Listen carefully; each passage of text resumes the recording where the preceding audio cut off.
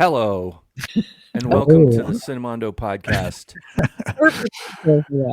I'm a Star Wars nerd, but we're going to talk about something Star Wars today, right?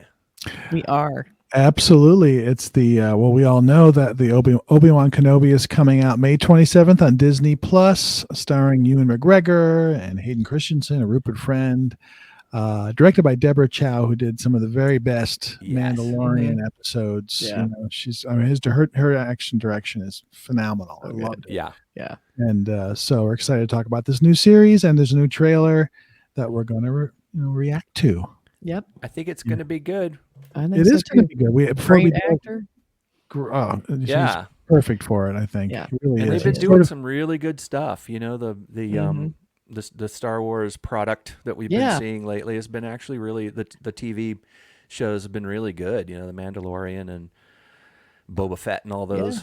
Right. I think they've been smart to make them shorter seasons, like 6 to 8, and then spending time on the production, so it looks really good. And it does have that feel. A lot of it's like, on-set effects and props, and I love that it's not overly digitized. There's a little bit, but I like that it still has the feel and the charm, which is really nice. It does have a feel.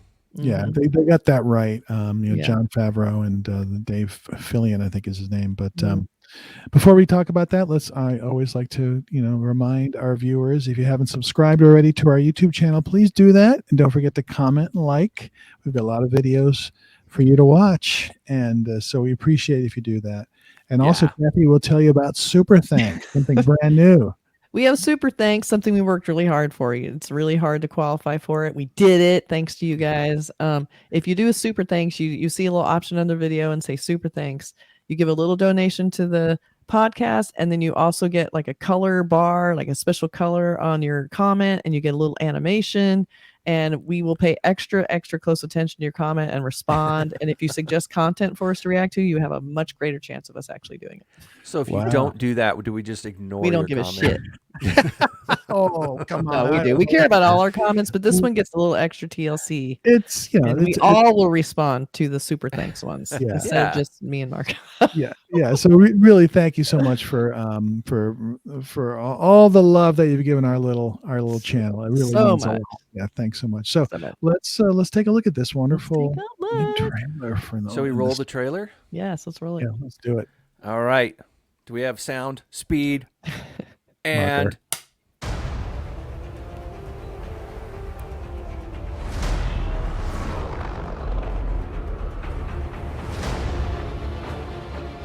they're coming. That's so cool. It's a city. Yeah. Or we will not survive.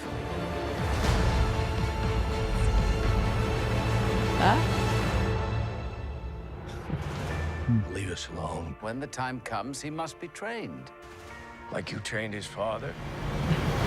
Ooh. Burn. You still want Kenobi. He's gone.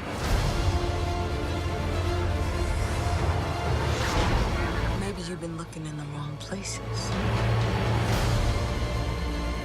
I want every lowlife and bounty hunter to squeeze him. You can't run Obi-Wan! You can't escape him!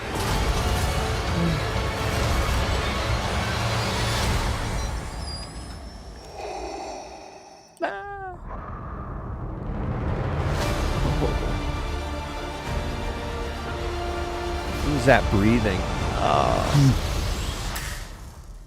Oh, that's cool. Oh, I love that little like hit fun. of the Star Wars theme at the very end. It was like, oh my God, that gave me goosebumps. And the lightsaber doing the Disney Plus thing is cool too. Yeah. So fun.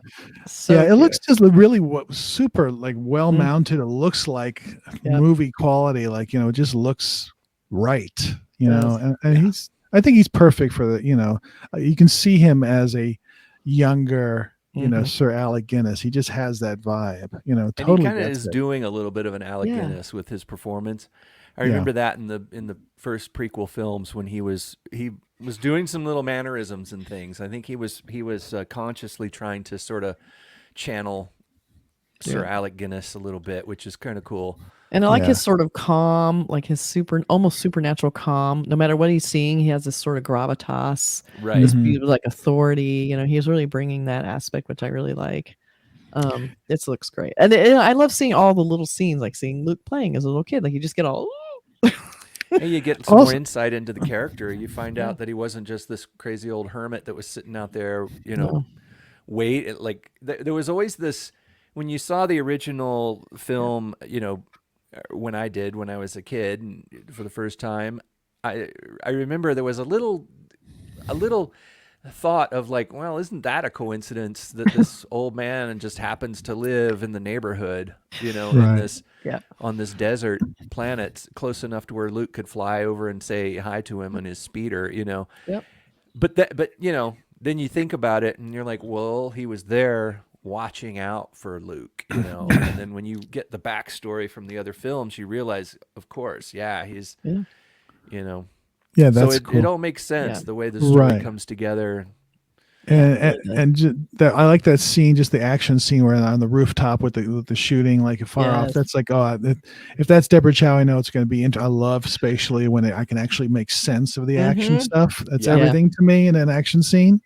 Yeah, so that looks really cool. Context, so good. Yeah. So it looks and good. The world building looks nice too. That's another thing that's always an issue with science fiction films. Like when you you know, like in the original Star Trek, they didn't have a huge budget, so whenever they would, you know, beam down to the planet was the back lot, the corner grubby desert with big rocks. Back lot. Yeah, it looked like back lot. It's like the Desilu planet, you know. Like, right. But the implication was that the entire planet was, and they beam down, and it's like, oh, where's the headquarters of the entire planet? Oh, it's right here, over there. Well, they would know that because they have all these high-tech equipment to guide them right to where they need to be. It's in that brownstone right there. Yeah, you know? I like too. Like the when third I'm seeing brownstone right next to the clock tower. I like this too because we've seen the Mandalorian and Boba Fett, 2 seasons of Mandalorian and Boba Fett. All of the environments and all of the context is looking familiar. Yeah. And so I like diving back into that world that's so, like with the movies, it's ingrained, and now with the series just imprinting over and over again. It's like, oh my God, it just feels like you're going home in a way, you know. And it looks like we're going to get away from Tatooine for a little while too. I think there was a little bit too much time on that desert planet, you know, in the Mandalorian and Boba Fett. Yeah. And this one looks like we're going to go see a big city somewhere, some sort of ocean planet, or see some different what things. we're going to see in this. Yeah, that's very cool. No, it looks first rate. So Burk had, at the very intro, Burk was showing us a prop that he has. Oh yeah. Let's see. Tell us a little about that. I got some props. I got a bunch of props. This is like Luke Skywalker lightsaber from the first film. Right. And what's the story? Like how do you know it's accurate? It's like obsessively accurate because for a number of decades, years, I was a prop person, a bona fide Hollywood prop person. So I have a little bit of a obsessive thing about props. And I love the iconic props. I love science fiction, and what could be more iconic than a lightsaber from Star Wars, you know? Yeah. And after Luke got his hand cut off and lost this one, he made a new one, and it was this one. So this is Luke's second. This is the one that Darth Vader sees it, and he goes, "Oh, I see you've constructed a new lightsaber." Oh. And here. there it is. There it is in action with the young Luke, Luke Skywalker. Yeah, and that was in Return of the Jedi. Right, and it was just before Mark Hamill gave it to me. They also used it. Do you believe that? No. They also used it in the poster, so you get a nice little illustration of some, holding it there. Yeah, it's an interesting design, isn't it? It's interesting why they changed it. I guess it's just a different. Yeah, it's weird. The little looks weird a bit like shape. Obi-Wan's.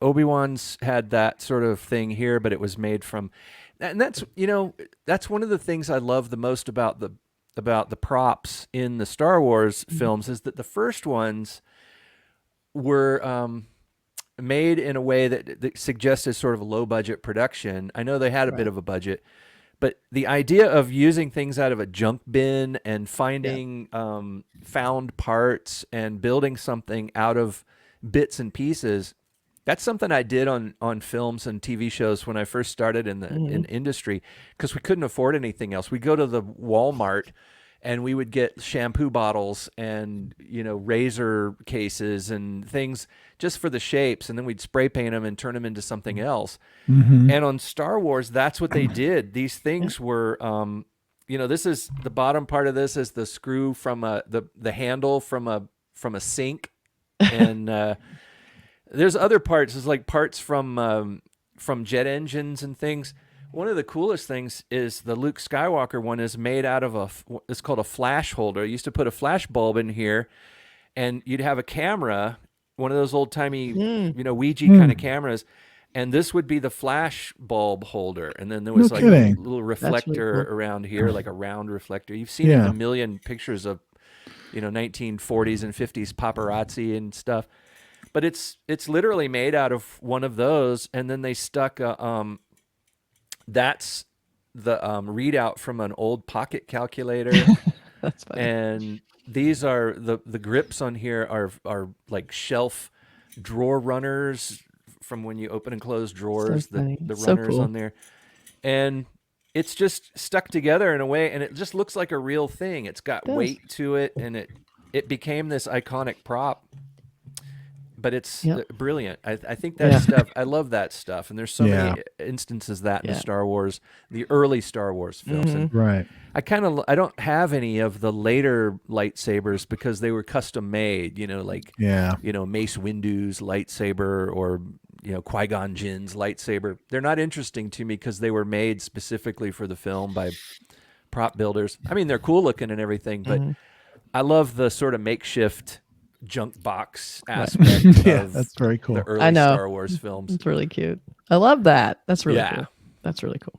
Well, that's cool. You've got many more props which we'll bring out for other, you know, events. Not Star Wars, other things. There's tons of stuff in that Burke's room there. It's just So a much stuff in Burke's treasure room. trove A of lot fun of things. junk. You see in our intros sometimes too, all the fun things he has. Those are all his things.